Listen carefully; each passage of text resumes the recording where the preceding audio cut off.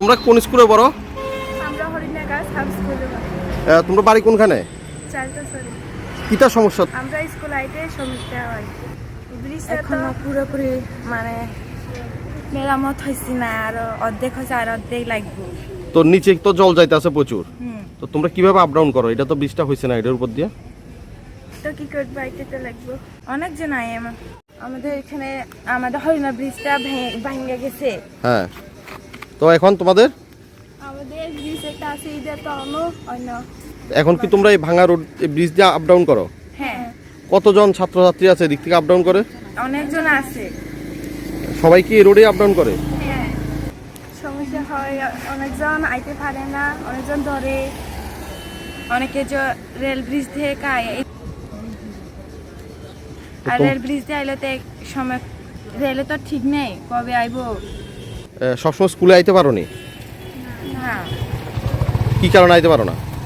ব্রিজের লাগা। ব্রিজের লাগে সমস্যা তো ডেইলি তো কষ্ট, সবাই তো যেমন লাগে কষ্ট, তো আমরা বুড়া মানুষ আরো কষ্ট।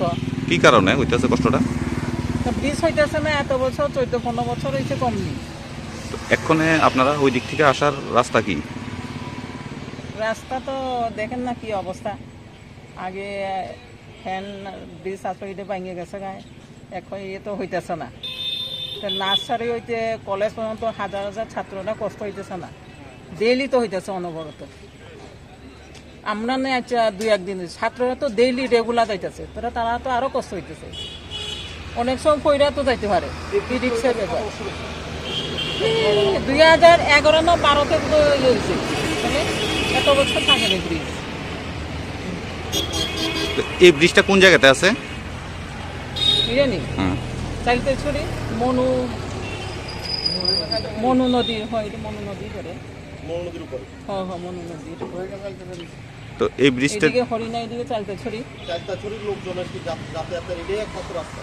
এটাই তো, আর তো নাই। এলে তো অসুবিধা, ছাত্ররা বেশিরভাগ ছাত্ররা হইতেছে। এটা তো তারা ওই আবার ওই দিকে যাইব, পশ্চিম দিকে ঘুরা মনু দিয়া ওই থানা রেল ব্রিজ দিয়া কেমন কেমন যাইব, অনেকে কষ্ট কইরা। তার মানে সব ছাড়া তো যাইতো না, রিজার্ভ করে যাইব। সব থেকে বেশি অসুবিধা ছাত্রছাত্রীদের হতেছে। সবাই ছাত্ররা বেশি, ছাত্র তো রেগুলার স্কুল যাইতেছে না। তো এখন আপনাদের দাবি কি থাকবো? দাবি ব্রিজটা যাতে তাড়াতাড়ি হয়।